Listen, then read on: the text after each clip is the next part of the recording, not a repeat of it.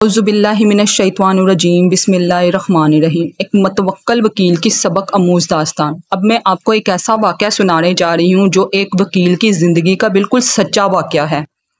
ہمارے ایک دوست وکالت کا کام کرتے تھے۔ وکالت ایک ایسا پیشہ ہے جس میں عموماً دنیا جہان کے جھوٹ بولنے پڑتے ہیں، مگر یقین کیجئے انہوں نے وکالت کا کام بھی جاری رکھا اور اپنی زندگی کا رخ بھی بدل لیا۔ ان کی بیوی لیڈی ڈاکٹر تھی۔ جب وکیل صاحب کی اللہ سے نسبت ہوئی تو اللہ نے دل کی حالت ہی بدل دی۔ کہنے لگے، میں نے آج کے بعد جھوٹ نہیں بولنا، میرا اللہ مجھے سچ بولنے پر ہی روزی دے گا۔ لوگوں نے کہا، آپ کا دماغ تو ٹھیک ہے، سچ بولنے سے وکالت نہیں چلے گی۔ انہوں نے کہا، چلے گی یا نہیں چلے گی مگر سچ ضرور چلے گا۔ اب تو میں نے دل میں فیصلہ کر لیا ہے۔ چنانچہ وکیل ایک دن دفتر آئے اور کہنے لگے، میں نے آج صرف وہ مقدمہ لینے ہیں جو سچے ہوں گے۔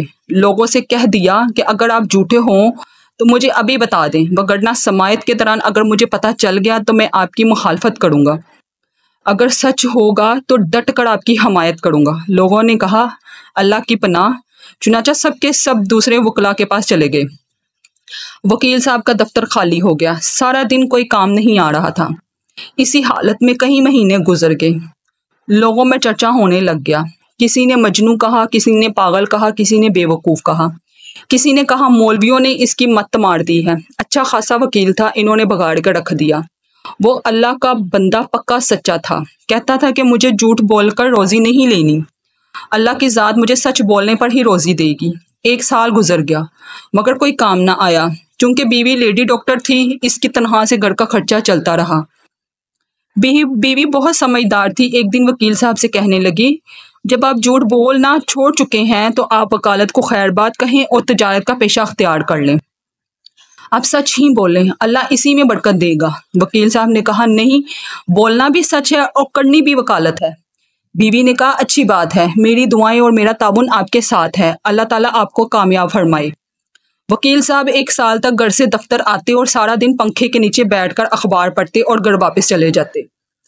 ایک دفعہ ججوں کے سامنے تذکرہ ہو گیا، فلاں وکیل جھوٹے مقدمے نہیں لیتا، غربت برداشت کر رہا ہے اور کہتا ہے کہ مر جاؤں گا مگر سچ کو نہیں چھوڑ سکتا۔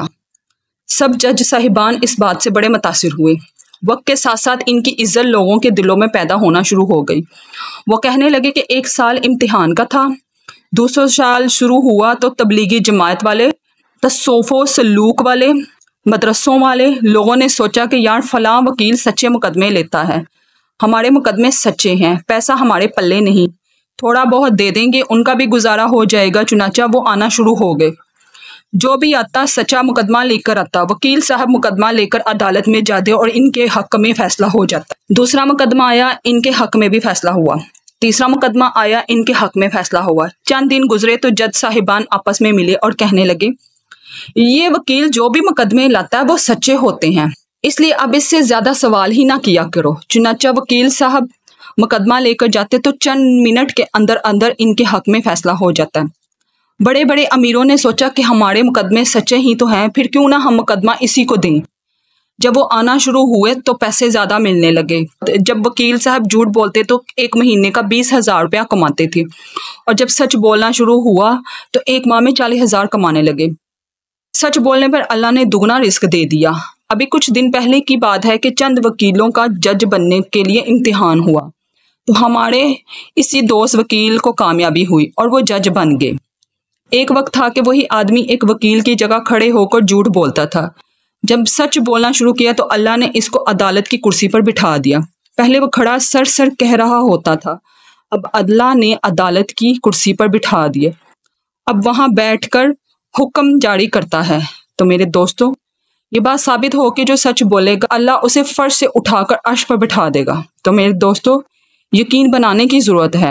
اگر اللہ تعالیٰ پر توکل نصیب ہو جائے تو نہ زمینوں کے جھگڑے باقی رہیں گے، نہ دفتروں میں رشوت رہے گی، نہ دکانوں میں ملاوٹ رہے گی، نہ جھوٹ بول کر کمانا رہے گا، نہ دھوکے سے کمانا رہے گا۔